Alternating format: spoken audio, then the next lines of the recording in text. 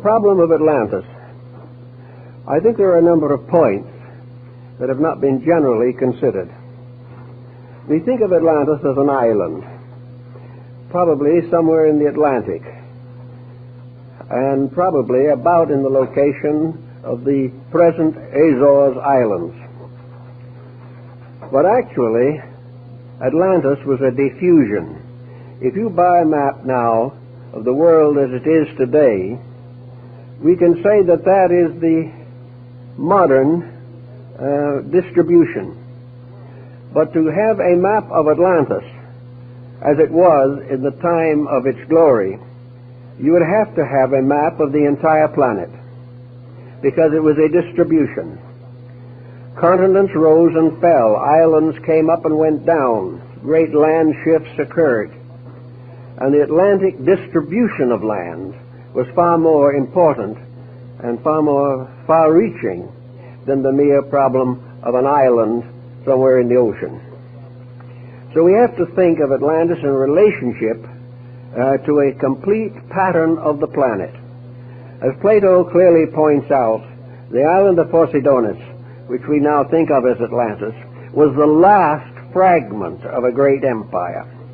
It was the last surviving part, and is supposed to have disappeared under the ocean about 12,000 years before the Trojan War, which would make it about 15,000 years ago.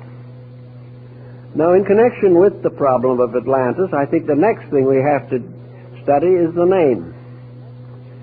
Plato refers to the mysterious empire as Atlantis.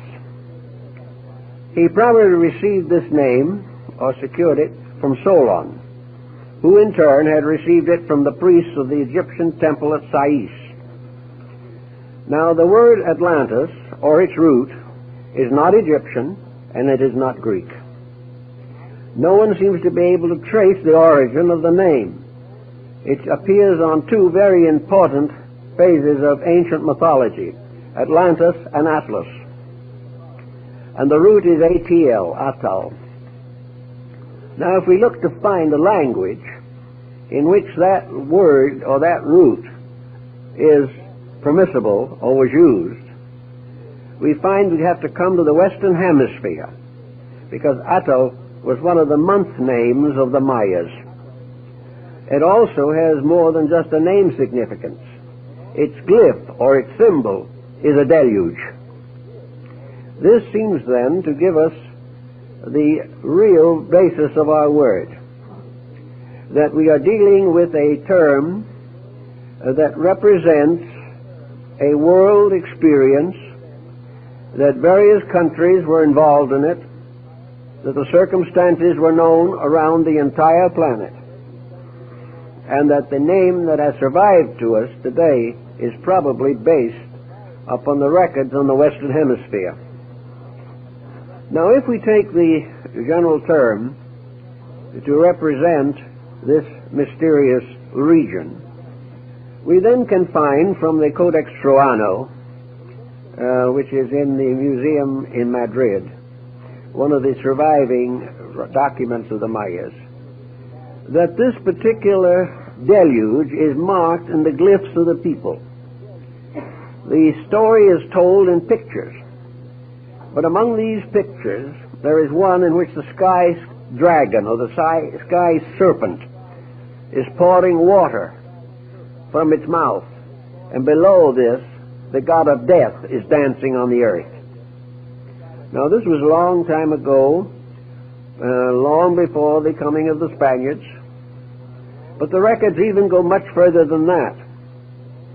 According to the Chinese, the previous existence before our present coming to this earth was destroyed. The previous world was destroyed by water, a tremendous deluge.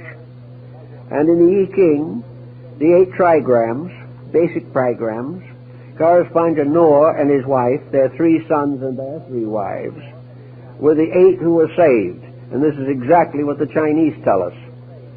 So the story goes around here and there and everywhere. It's a very interesting story, but what does it really mean? Is it merely an archaeological curiosity, or does it have some dynamic value for us today?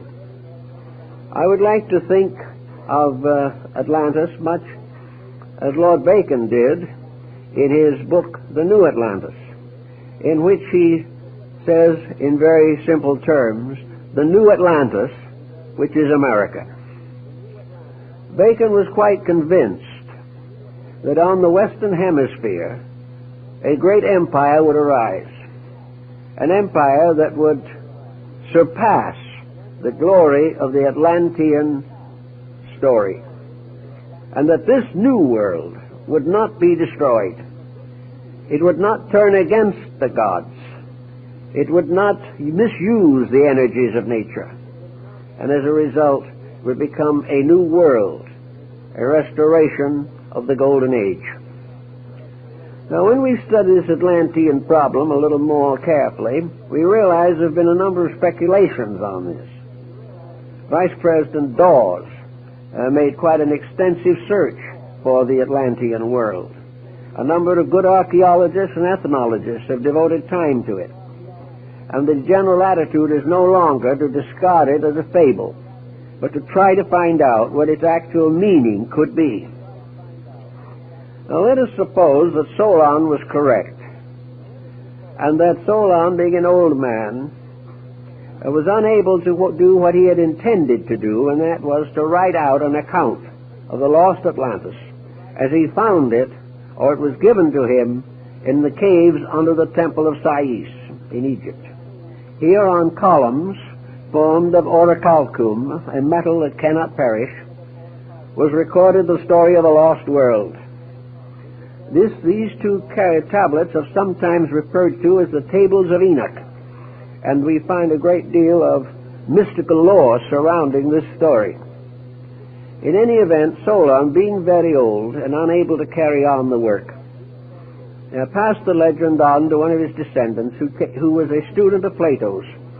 And this student, in turn, told Plato, who took the story, to use it as a great symbolical account of the descent of man. Now, Plato does not deny that the story is literally true, but he does point out so many very subtle and unusual details that we are forced to realize that he embellished it to represent the entire story of the planet Earth and its development.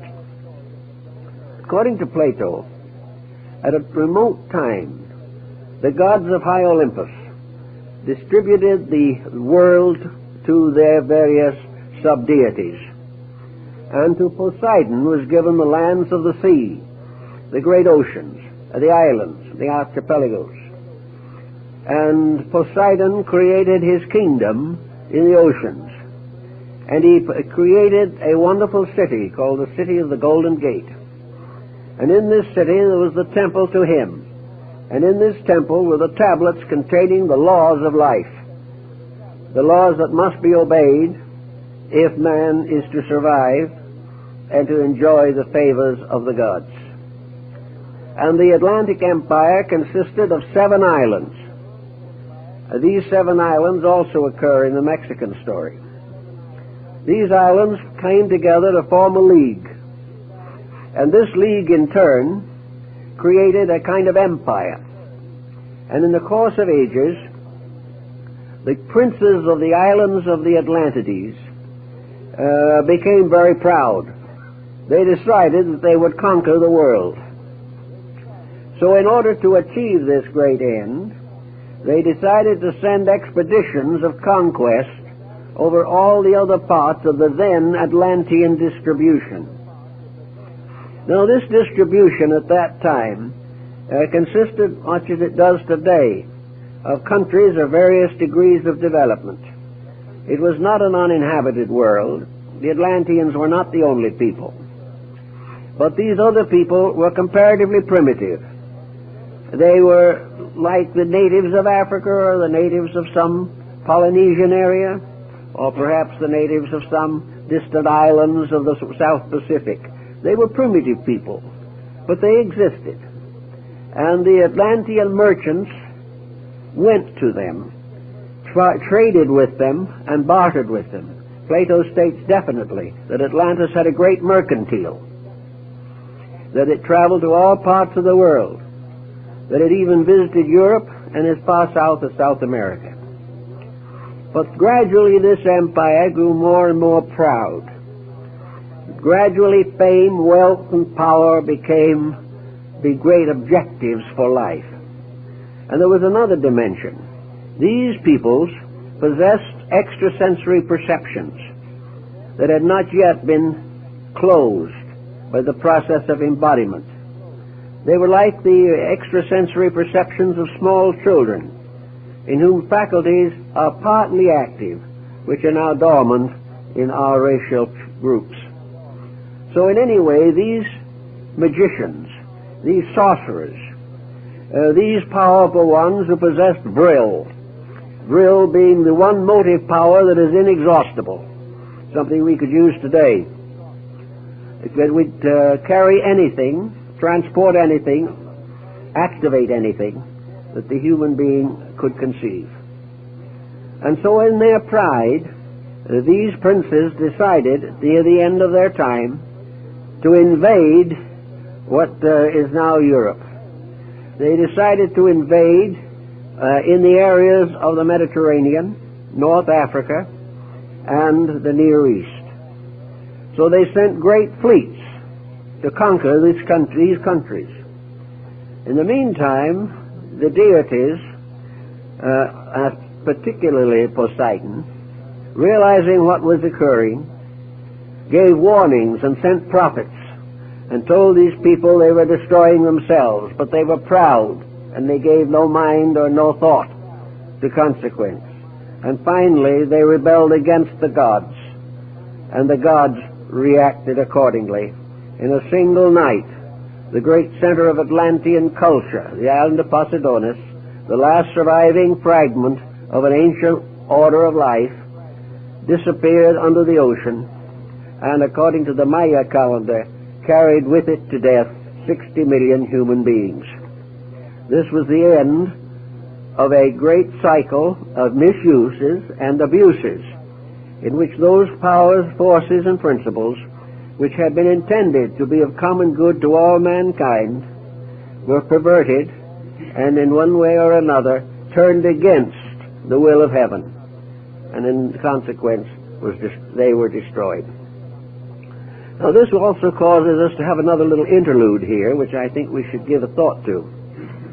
We are told by Plato and several other historians of the time that various agencies, various merchants, travelers, explorers from Atlantis visited other lands.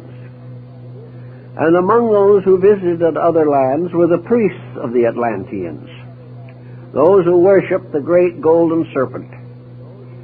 Serpent worship was one of the oldest religions of the world.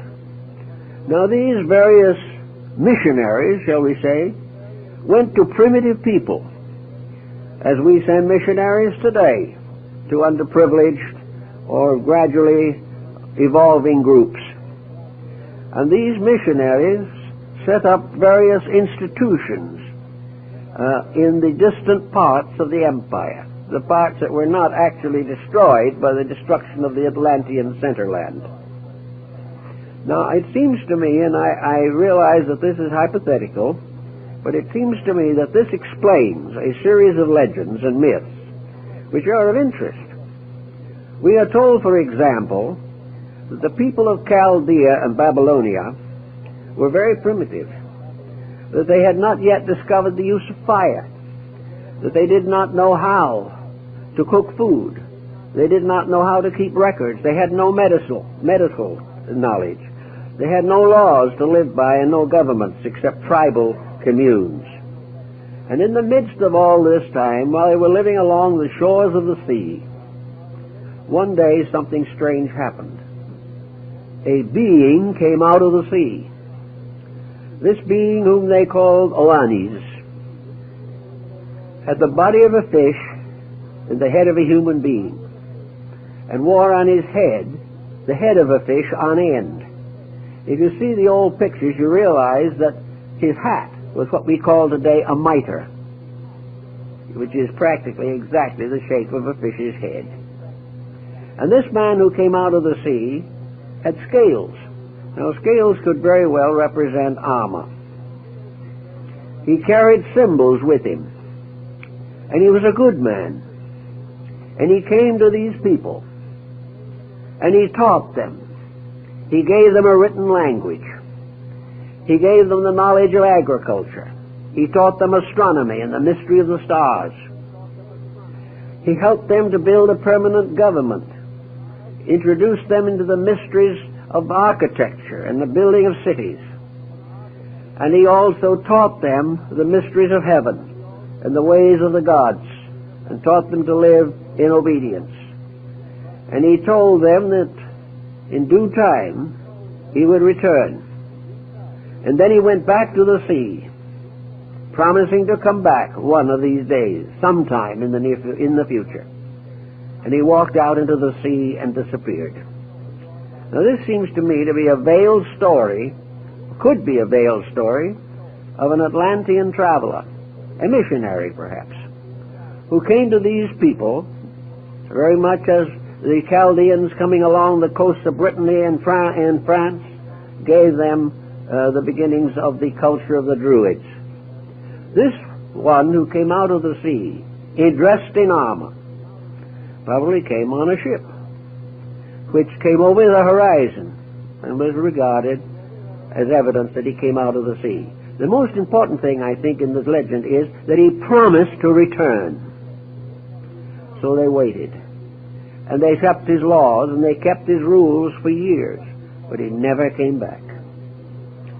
Now, on the opposite side of the world, something else was happening. The people of Central America were living in a very primitive state. Some of them were cannibals. They had no homes except rude huts. They had no instruments except cut from stone. They did not know how to cook their food. They had no written language and no way of recording their history, no knowledge of any of these things. And while they lived in this primitive condition, a strange thing happened. An old man came to them, riding on the back of serpents. And he came to the shore, and he was welcomed by them, these peoples. And his name is preserved in the three great languages of the central culture of the period and time and place. To the Aztecs, he was Kukulkan. To the ones who lived around Palenque, he was Wotan. And to the Mayas, he was Quetzalcoatl, the feathered serpent. And this man came from the sea with a bonnet of wonderful plumes, almost like wings. And on his breast he carried a cross. He came to them, and they received him with regard and esteem. And he taught them all the things that Atlantis had taught the Chaldeans. He helped them to establish a permanent way of life.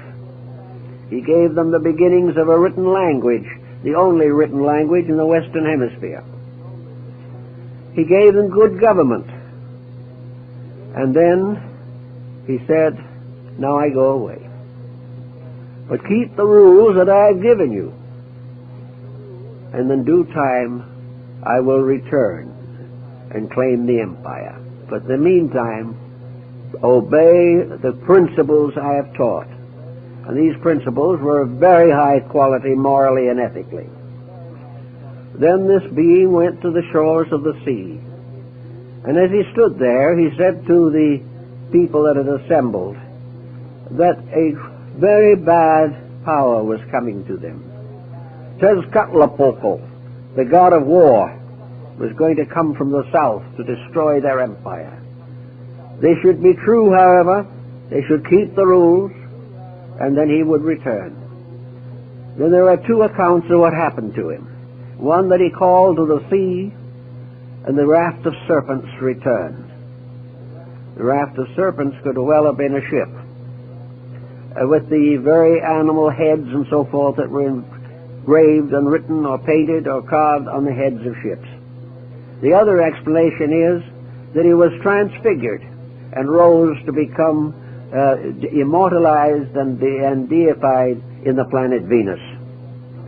He said, I will come back. But he never came. And when the Spaniards arrived, many centuries later, and their ships were anchored, the Aztec Emperor Montezuma took the plumes on the crowns, took all the symbols of regality, and sent them by ambassador to Cortes, saying that he was Quetzalcoatl returned, and that therefore he was returning the kingdom which his people had kept trustworthy for ages. These stories are interesting. There's nothing you can do but remember these strange stories. The same story exists in China. In China, the world's reformation, the restoration of humanity, was the result of a mysterious being who came out of a fish's mouth and, rising out of the sea, taught them the secrets of life. In India, Vishnu, in his first incarnation, is born from the fish's mouth. Everywhere the sea was the source of instruction. Something came from the sea.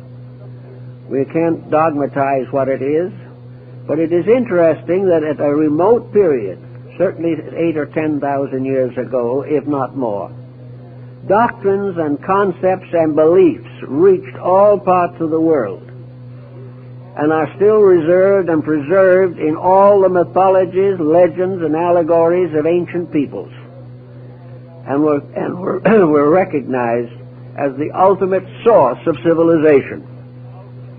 Now, if these were missionaries, travelers, philanthropists from the Atlantean Empire, they might have wished to come back. They might have said that they would, or that others would follow. And then came the deluge. The center of the great wheel was destroyed. No one could come back. Little by little, these peoples in different areas modified their beliefs. Interracial minglings brought about complications of stories concerning the descent of knowledge. Here in the southwest of the United States, they have the legends that originally humanity lived under the earth, and a deluge came under the earth, and this deluge threatened the life of everything that lived. So humanity crawled up or climbed up to this upper world upon cornstalks and began to populate the earth, and the point where they came out of the earth is still sacred to the Navajo and the Hopi. Years ago, I had the privilege of bringing to California temporarily as my guest one of the last of the great sand painters of the Navajo, Faustin Claw. A few weeks ago, when I was in Sedona, in Arizona, I mentioned Claw, and everyone knew who he was. One of the greatest men of his time, an Indian, and a remarkable person. At that time, when he was up there, we had just published our large book, and I wanted him to see it. He spoke no English. He had no idea of what the book was about.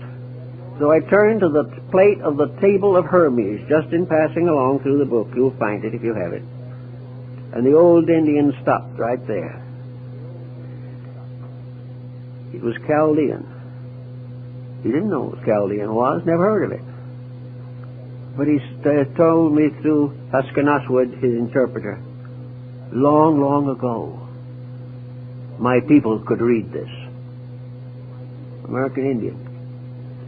Every once in a while, something like this happens, and no one knows why. But it all adds up to something that is very unusual and very interesting. I think if we follow all of the traditions that exist, we would summarize the highest terminal aspect of Atlantean culture as a very high culture, with scientific knowledge, with good map making, with many types of industry, arts, and sciences, accredited as having the first to domesticate the horse, with hospitals and clinics, and with various types of locomotion. And according to the old stories, the Atlanteans had the secret of flying through the air. We can doubt all these things. We don't know for certain.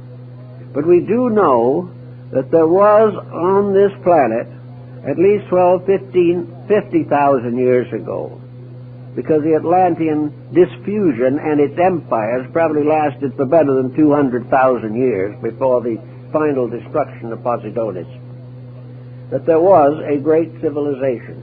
One of the Hindu scriptures says, referring to the earth, the Great Mother has shaken many civilizations from her back. And maybe Atlantis was one of them. Maybe Lemuria was another. Perhaps Hyperborea was another. But in any event, far back, there were forms of life and culture very different from what we have today, which destroyed themselves by the misuse of the spiritual powers of life. So now we come to another interesting episode. In the last few years, there's been a great deal of emphasis upon extraterrestrials visiting our planet. Books have been written to show that somebody from outer space, presumably, who came here long ago, produced all kinds of mysterious monuments, records, engravings, pictures, and carvings, are supposed to have had airplanes, all this type of thing, and it was said to have come somewhere from outer space. The outer space theory has certain difficulties involving it, which have not been completely solved and may not be solved. I don't know. It may all be true. But what we seemingly have overlooked is the possibility that these records that we now consider to arise from extraterrestrial sources could be the records of the great civilizations that were here before they destroyed themselves.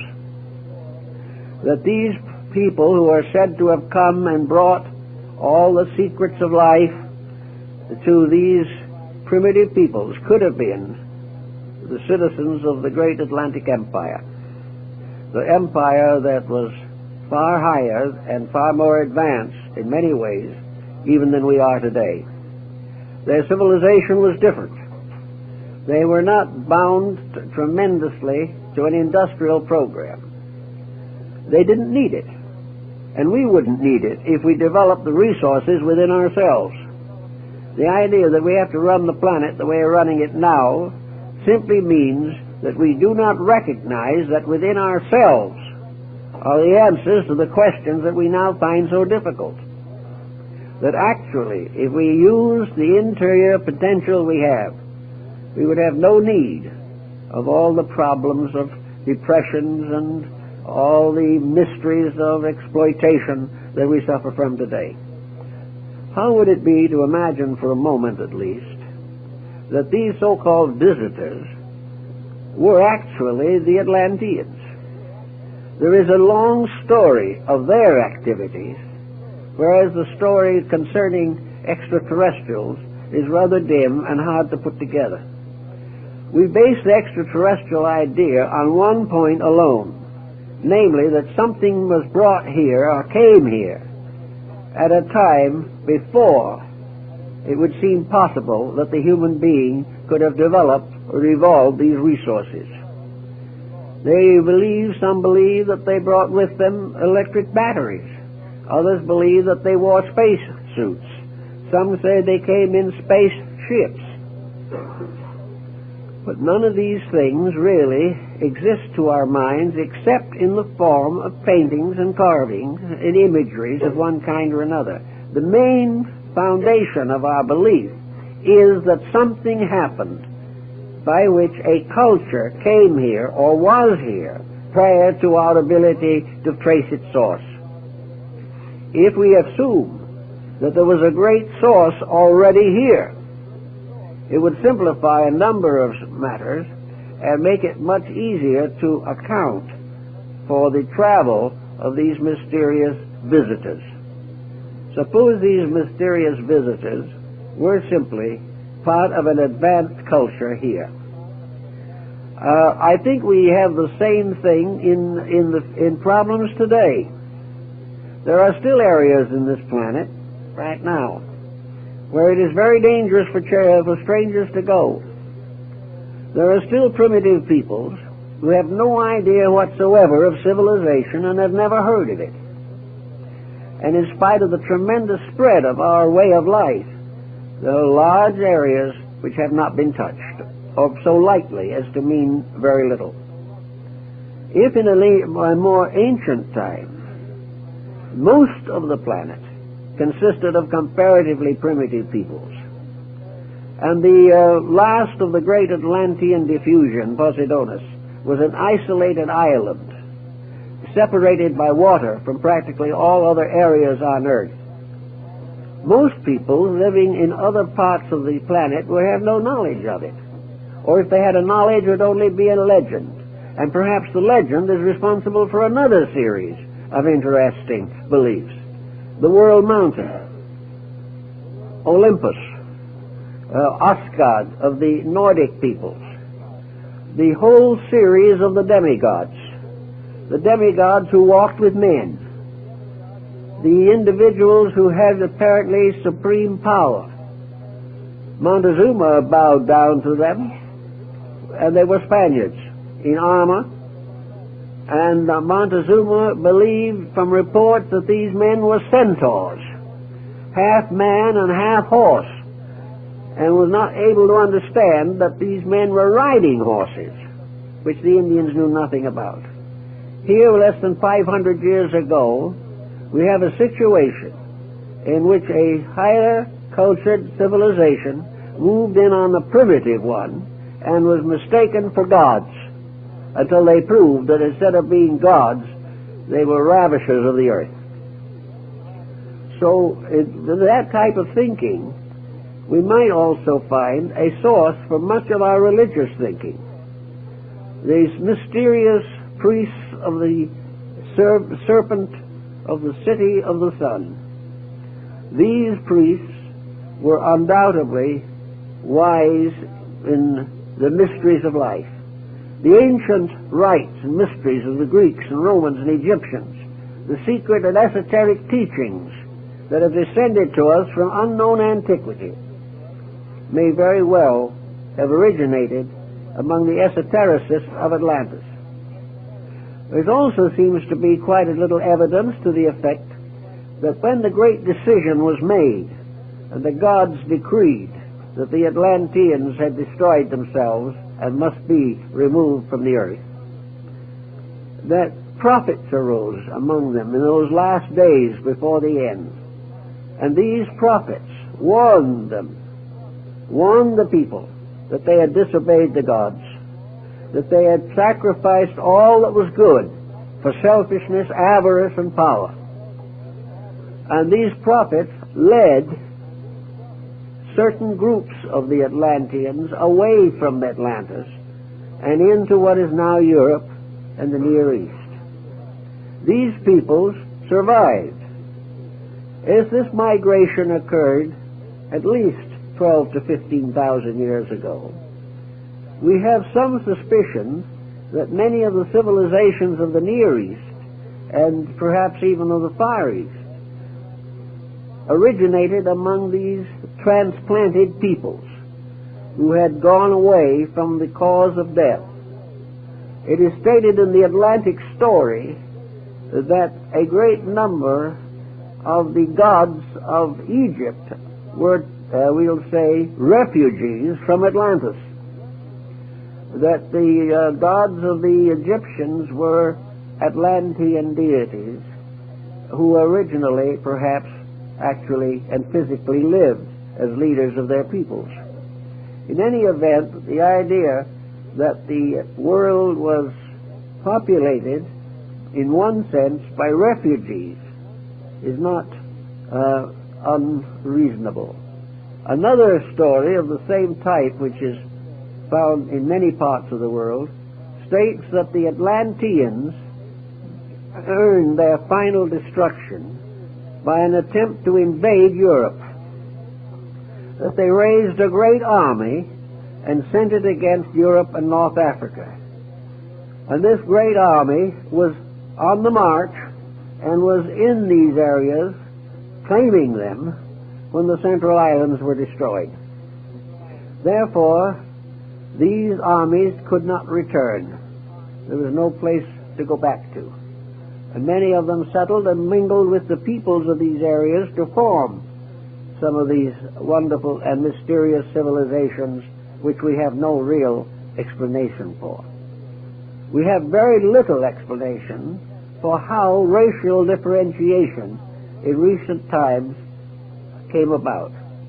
The various anthropologists and so forth have charts showing what happened. But as is the case in most of science, no one seems to know how it happened or why it happened. These things occurred. New bloodstreams came forth, mingled and mixed and intertwined, and each one brought with it part of its own culture. And these parts of ancient cultures seem to linger on, perhaps in lingual differences, in arts and crafts, in psychological structures, in habits and principles, and even to a measure in bodily form and structure. In any event, as Bacon points out, we have a challenge coming to us at the present time. And this challenge is more or less documented in terms of Atlantis, and I think this is the way Plato originally used it. You know, the story of Plato's Atlantis ends in the middle of a sentence. It was never completed.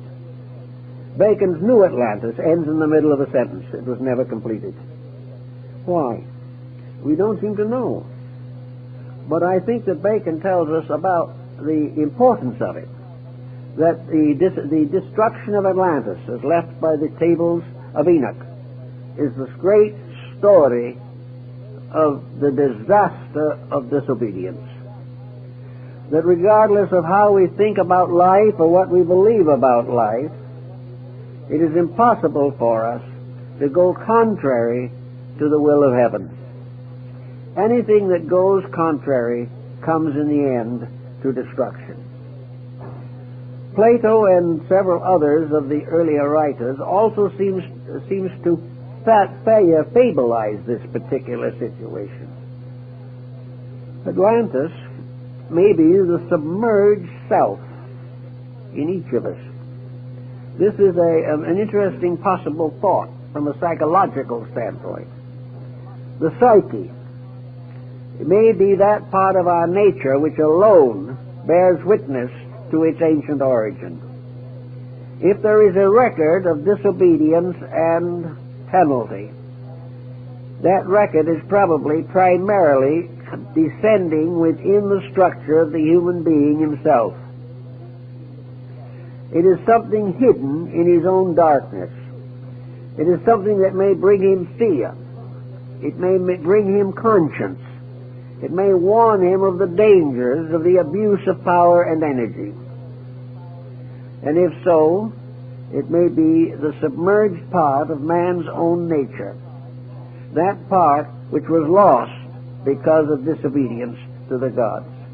This may be the large, deep, all-spreading mystery of the fall of man, which has been also recorded in various ways among practically all peoples of the earth. Atlantis also seems to have a very great fascination for the psychologist and the social reformer. Is it true that a civilization existed long ago which knew what we do not know today? Is there something lost in our way of life because it disappeared under the waters of the Atlantic so far back in our story? Is it true that there were giants upon the earth in those days, mental giants, that had skills and abilities which they had derived from the studies of esoteric matters? Did black magic originate in Atlantis? It probably did, according to the Platonic discussion, because it was in Atlantis that for the first time man disobeyed the gods. And from disobedience fell the angels. The entire story of human progress, so-called, is today very largely a record of disobedience. The individual has broken the rules of life. Some people, having broken the rules of life, try to study esoteric matters, hoping to find the secrets of some strange magic of long ago. But if they are those who have broken the rules, and they are seeking a knowledge which they do not deserve, and which they do not have the character to use constructively, they could cause another deluge upon the face of the earth. Therefore, every effort apparently has been made in ancient times to protect the secrets of essential knowledge. There are records of legends and accounts everywhere of secret teachings, esoteric schools. There are accounts of ways by which the human being can develop faculties and powers at present beyond his capacity. The scoffer says the whole thing is superstition, that there are no such forces, but that isn't proven by scoffing. It is only proving by testing. I remember years ago, when I was in India, I met an old gentleman whom I make the hero of a book called The Guru. This old gentleman was a guru. I was never a disciple of his or anything of that kind, but I did know him. And we've talked about many things relating to the Yoga, Vedanta, Tantra of India. These secret arts which are said to have been given to the world by the gods in ancient times. And in talking about it, this old gentleman was sitting there very quietly on a little white square like a sheet in his room in a little stucco house in Calcutta. He was sitting there in about 11 feet of his own hair. So I said to him, I'm going back to the States, and as one of the holy men of India, have you a message you would like to have carried to the American people?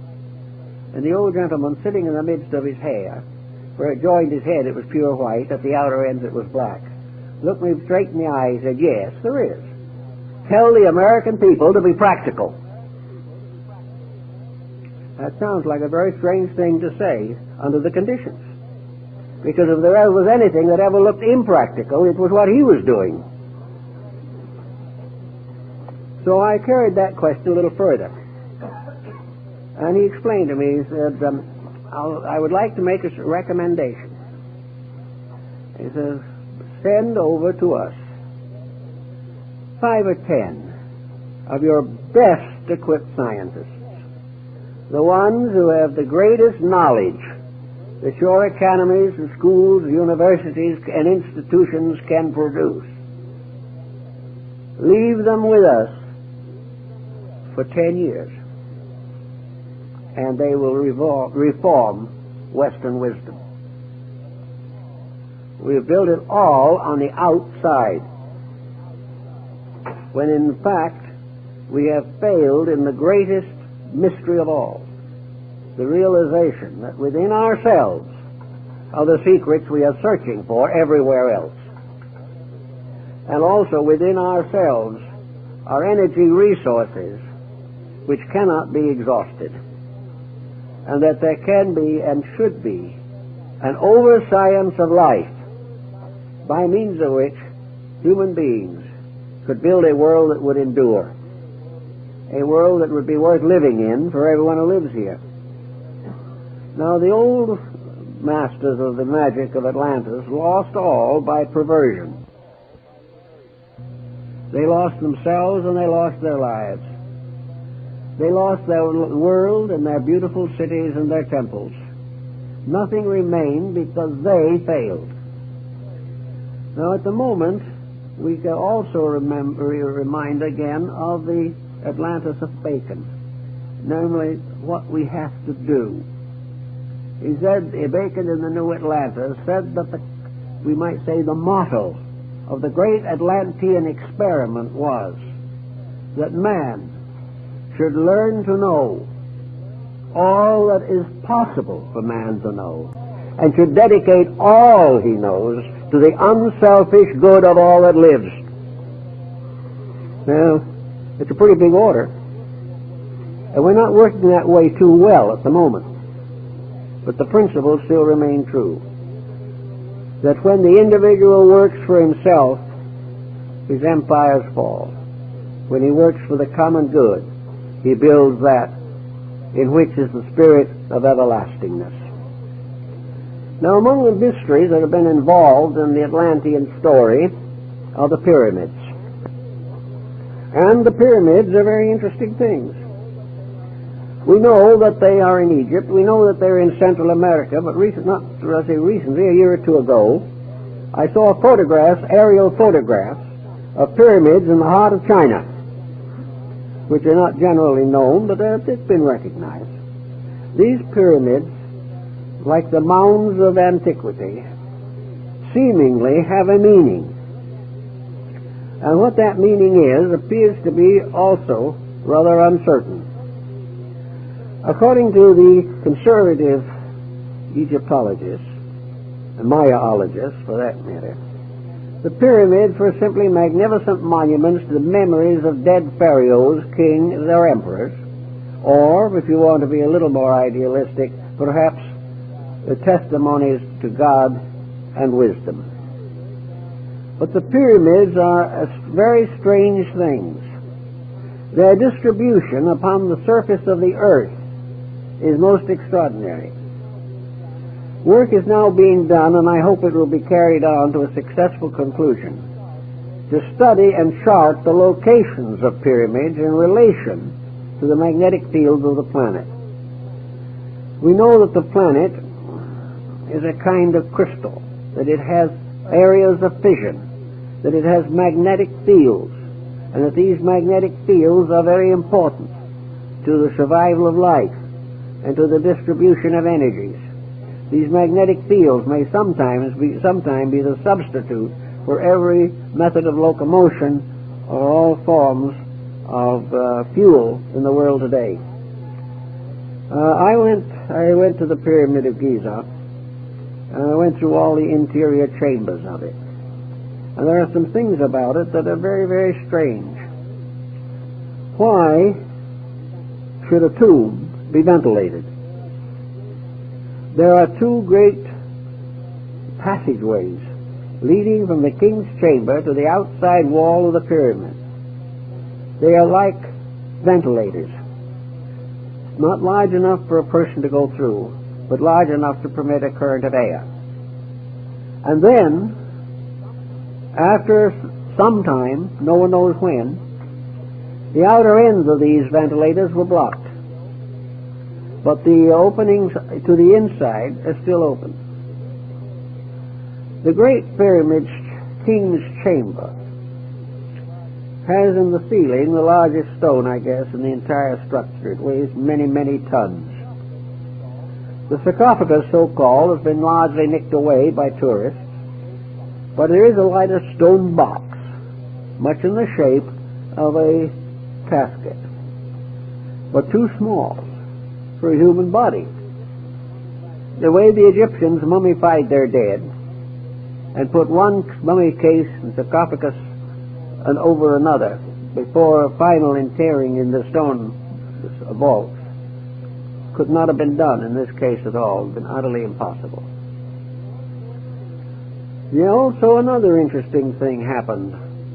Way back in the days of the glory of Baghdad, the great Sultan of the follower and descendant of the great Al-Rashid of the Arabian Nights, Sultan Al-Rashid bin Mamun, decided to open the Great Pyramid.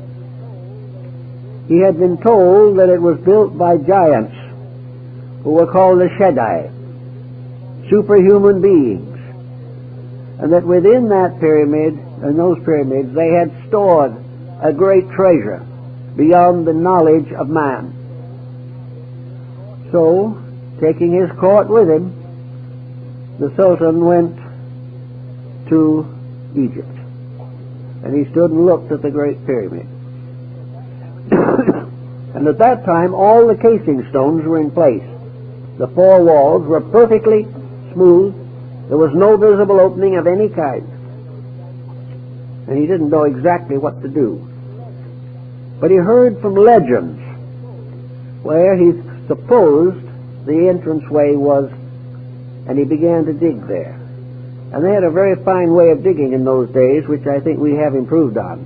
They had to use cold chisels and vinegar to go through the stone. And when they got through a certain way, they did find that they had come very close to an entrance. But a great stone blocked it. And they could go no further. The Sultan or Caliph looked at the stone. He said, "Take it out." So they went to work on that stone with vinegar and very soft metal tools. And after the great trouble, they managed to get the stone out. And as they took it out, another stone fell in its place. And they had to go through stone after stone before they could get into the building. Now, you don't do that just to bury a burial. And at last, when they got all the way in, there was nothing. The only thing they found were a series of little implements, like a little a ball that could be used to make sure a surface was even. If you stood the ball on it, if it rolled off, the surface wasn't even. And two or three other little tools, and the dimensions of the building itself. Now, the Shaddai was supposed to have buried all this treasure. Did they really bury a treasure in there? Were those little instruments the treasure? And were the dimensions of the pyramid and its interior structure this priceless secret that was far more important than gold? It has been worked on. Some have decided that the Great Pyramid was a great book of prophecy. Some say that it was built by the Atlanteans. Some say that it has the most perfect mathematical form and the most perfect measurements of anything on earth. They have measured the orientation of the pyramid, and it's oriented up to the 8th or 9th decimal point. And the little error that does exist, just a little fragmentary error, is probably due to the fact that there was a minor earthquake that shook off that corner. The building was built by somebody who knew a great deal. Now, if you only want to go back as far as Cheops or Khufu, we have to admit under those conditions that the Egyptians were pretty smart people. Because if they built the pyramid, they had a knowledge not only of architecture, but a knowledge of mathematics, and a knowledge of astronomy, and a knowledge of geography that was prodigious. They knew more about all of these subjects than we knew 100 years ago. Something in this story is another evidence that somewhere in the past there was a very great amount of knowledge. And if it was true, or is true, that the pyramid was oriented to the star Vega, then the entire history of Egyptian philosophy and mathematics is set forth in that building. The Egyptians themselves, at a very early time, said that the Great Pyramid of Giza, Pyramid number 1, was originally the tomb of Hermes, and that in that building was the great key to the Hermetic philosophy, which was restored in Alexandria in the 1st century. Now, Hermes, as the Hermetic tradition tells us, was the god of wisdom, a being known to the Greeks as Hermes, known to the Romans as Mercury, known to the Egyptians as Thoth, the god of writing. And the last poem, by the way, of Longfellow was an ode to Hermes, in which he said, Trismegistus, 3 times greatest. How thy name sublime has descended to this latest progeny of time. Hermes Trismegistus, the embodiment of all knowledge that is knowable of nature. Hermes was the symbol of cosmic mind, of absolute knowledge. He was described as having written all the books of the world, because every book was written by mind. He was the keeper of the great secrets of life, the guardian of the mysteries. And this work includes a discussion of the Great Pyramid. Certain Hermetic books, probably written about the 1st century, but credited with a greater antiquity, include a work written by Hermes, presumably, to his son Tatian. And he says in this book to his son, he says, the day shall come when Egypt shall be no more glorious, that nothing will remain of this great empire except broken columns half covered with the sand. And that was written over 2,000 years ago from existing manuscripts. So the entire problem of Egypt ties into Atlantis through the pyramids and other ancient monuments. Let's see now what we could say about this pyramid in study of man at his present stage of his evolution. For some reason we're not very sure of, the pyramid is on the reverse of the seal, the Great Seal of the United States. No one knows exactly why it was put there. No one knows who put it there. The custodian of the Great Seal, back about the turn of the century, wrote a book on the story of the Great Seal of the United States. And he said the reverse of the seal, the front of course is the eagle, the reverse of the seal has never been cut, for the reason that it is nothing but the dull symbol of an esoteric society. Well, that esoteric society, of course, numbered among its followers Washington, Franklin, probably Jefferson. But in any event, the seal was not cut. Now, the soldiers of the Revolutionary War were paid their wages in what we would term feudatory notes. They were simply local printing paper with practically no value. Nearly everyone who financed the revolution went broke. But these little notes that were passed around, one of them has that pyramid on it before it was on the seal of the United States. And later it was moved onto the states paper. Now, when was the Great Seal cut? It has been cut. It was cut during the presidency of Franklin D. Roosevelt and has since been found on the reverse of our dollar bill. This seal is apparently the symbol of a monument which, according to the Bible, was set up in Egypt to bear testimony. It was quite possible, and people are beginning to work more and more on it, that the study of the pyramid is very, very important to the solution of our relationship to the ancient world. We like to think in our own way that we are just here to do as we please, that we can make the mistakes we like best, that there is no definite providence to guide us, that our ancestors are all dead, and that nothing was deader than the Roman Empire. But we are not at all sure of some of these attitudes. And as our own problems increase, as they are increasing today, it becomes very obvious that we are not able to handle our own destinies at this time. We do not know where we are going. We have no idea of how we're going to get there. And about the only thing we can do at the present time is try to figure out how we can have more guns or bombs than somebody else as the basis of survival. Now, this doesn't really make very good sense. It is not the answer. There is a grand plan of life, a grand purpose. It has existed among every people, and every nation has finally turned away from it and disappeared. The ruins of the past are a constant record of the individual's inhumanity to man and his failure to keep the principles of his own survival.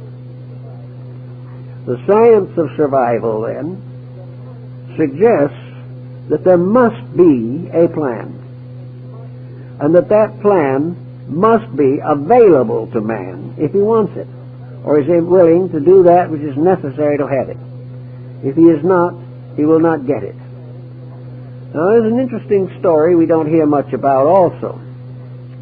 Hermes, among the books which he is attributed as having written, was one which was called the Black Book. Now, the Black Book is another legend. Very difficult to find much out about it, but one thing we know is that in England, the Order of the Garter was formed not because of an accident to a lady's garter, but because the original meaning of the word as it appears and was gradually, we might say, colloquialized, it was the Order of the Garter, the protector.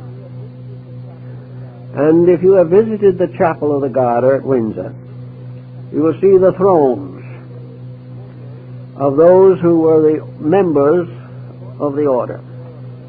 And according to the ancient order, as recorded by its first great historian, Sir Elias Ashmole, back in the 17th century, the original laws and rules for the order were taken from the Black Book of Hermes on the deportment of kings.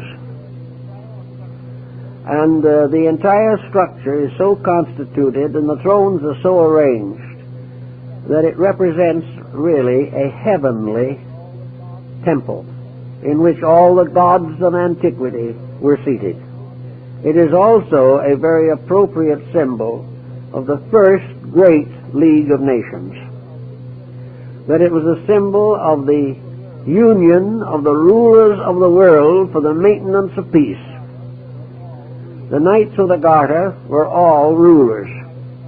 And I remember when I looked at it, there up on the flag or banner of the chairs was the flag of the Emperor of Japan. The Order of the Garter was an international order of leadership. And the Knights of the Garter, in their rights, drew their swords, overlapped them, and formed together a circle of blades resembling a great star. The Knights of the Garter were sworn to the protection of the weak, to the justice that is in the power of the ruler to bestow, and that all together, each in his own way and in his own faith, took his obligation to the God of his fathers to keep the peace. Then something happened. The Black Book disappeared. And the parts which had not been transcribed, which had to do with the rules of conduct down through time, have never been found. Again, something mysterious happened. But that it did exist, Ashmole assures us. The same type of thing comes with the order of the Round Table. Another type is with the legends of Charlemagne. All of these things go way, way back. But they all lead to one concept, namely that there is an over-government of the world. That this over-government is the government of the gods from their Olympian thrones as personifications of the great forces of life by which the universe is maintained. We do not have to believe in Olympian deities, but the integrities which they stand for or symbolize are the basis of human life. And unless these integrities are maintained, nations will fall. And every nation up to the present time has passed through great vicissitudes because of its inability to keep the rules of life. In the Greek and Egyptian worlds, those who were dedicated to trying to live a better life were gradually accepted into the mysteries. And these mysteries were among the things that Solon participated in when he was initiated into the rites of Osiris and Isis. According to the legend, Solon was taken into the basement or cellars of the temple. He was taken way down under the earth by the side of the Nile. And in the very depths of the earth there was a subterranean lake. And it was all black and dark. And on the shore of the lake was a little boat with a blind oarsman.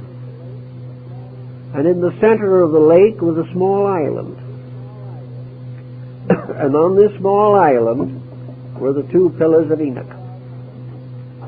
So Solon and the priest who guided him went out to the island, and the priest showed him these strange hieroglyphic writings on these columns. And it described how various destructions had afflicted the world. And it said that the Atlantean Empire was destroyed by water. But if the solution wasn't found, if the world did not become aware from the ancient evidence and from daily living that there was no way of breaking the rules of living and surviving, then another great civilization might rise. And if this one rose, and it was necessary to punish it, it would be punished by forces moving in the air. Solon took this back. Didn't know exactly what to do with it, but he realized that he had been in the presence of something very sacred, that the priests themselves believed this, and it was written on this column of indestructible metal that had been there before the dawn of time. Incidentally, there is a column in India that is much the same. It's at Delhi. It just looks like a pillar rising out of the ground, maybe 9 or 10 feet, maybe 8 or 9 inches in diameter, with a kind of a colophon on the top, and inscriptions in language that no one can read. No one has ever been able to read. It looks like iron. But during the Sepoy Rebellion, that column was hit by a number of solid shot, cannonballs. The cannonballs were broken into fragments, and there was not even a dent on the column.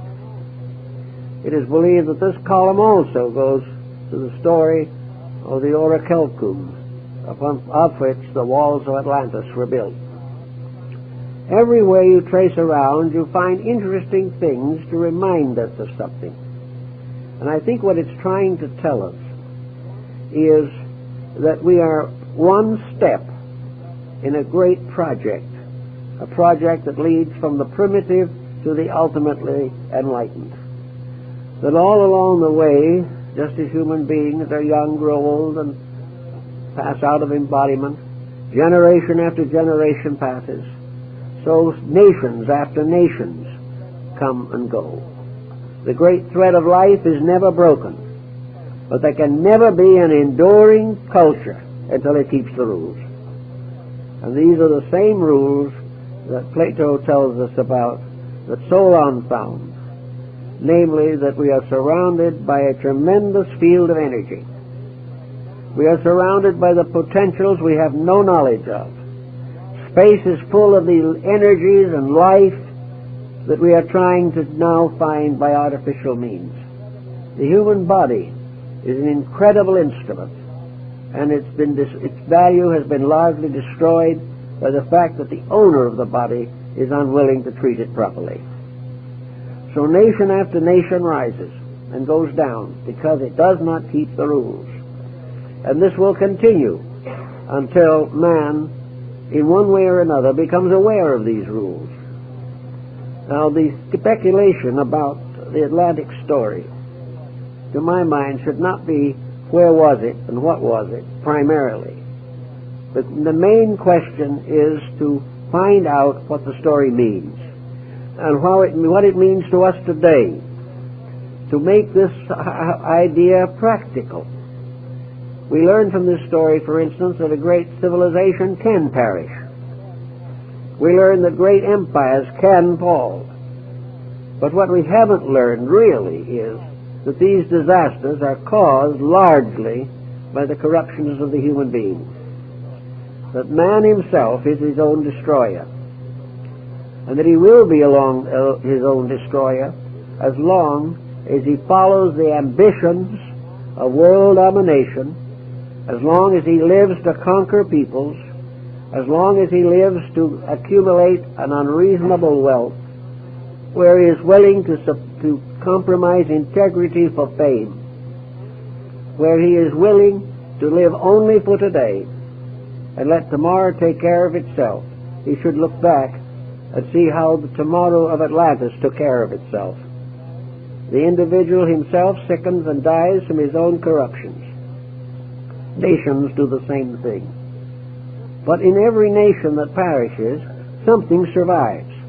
And one of the things that survives is a knowledge which can be reorganized, reintegrated, and reformed. We have gained from the past many skills and many wonders, but these are not enough unless we ensoul them. We can gain any skill we want. As today we are working with computers. We can have all the computers we want, but men will be born and suffer and die just the same unless we use these computers to solve the great problems of life. And having found that those answers can be discovered, live by them when they are found. All knowledge has as its final purpose that the individual shall overcome his own ignorance, and that society shall overcome its compound ignorance. And ignorance is nothing but the belief that we can break the rule and survive. So the Atlanteans left us this message, the Mayas left it to us, that the great world patterns, the great world systems with which we are concerned have all perished from one source. We call it ignorance.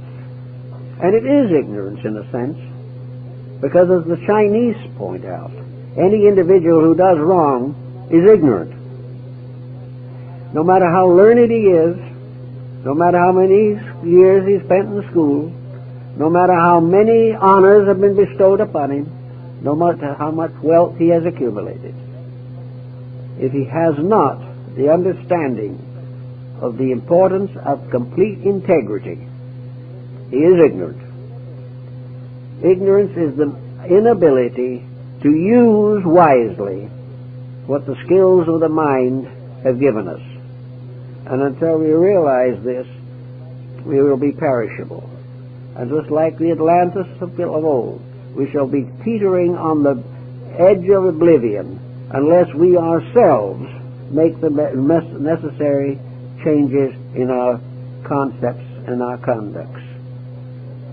Bacon pointed out that there was, in the great city of the New Atlantis, in Solomon's house, there was a tremendous collection of all of the arts and sciences that man had known. That in here, all the wisdom, all the value that humanity had accumulated was in a great museum, a wonderful place, a gallery. And also here were the busts and statues and portraits of the great illumines, those who had given man the great donations and gifts of wisdom. Here was made available to the individual the accumulated wisdom of the ages. Everything of astronomy, of medicine, of art, of literature, everything of science. So each one coming into the world comes into this gallery, and here he sees all that the world has done, all the achievements of the past, and then he is reminded of the simple fact You have seen all these things. You know they have been accomplished. Therefore, your problem is to take these things and use them for the good of all that lives. Unless somebody somewhere along the line comes to this conclusion and takes this attitude towards all knowledge, the dangers of the deluge remain. The danger that we will tear down or lose a tremendous asset by abusing its use. Actually, it is the same in our personal lives. Unless we control our minds and emotions, unless we organize and rectify character and conduct, we are abusing the priceless privilege of growing, which is our birthright. And those who have abused the birthright get into trouble. So Atlantis stands for a lost cause. Not lost because the gods merely wanted to destroy a people. Atlantis was destroyed because it was too dangerous to let it live. It meant that if it was not destroyed, evil would spread throughout the world, would afflict all peoples, would tyrannize and dominate and corrupt everything that exists.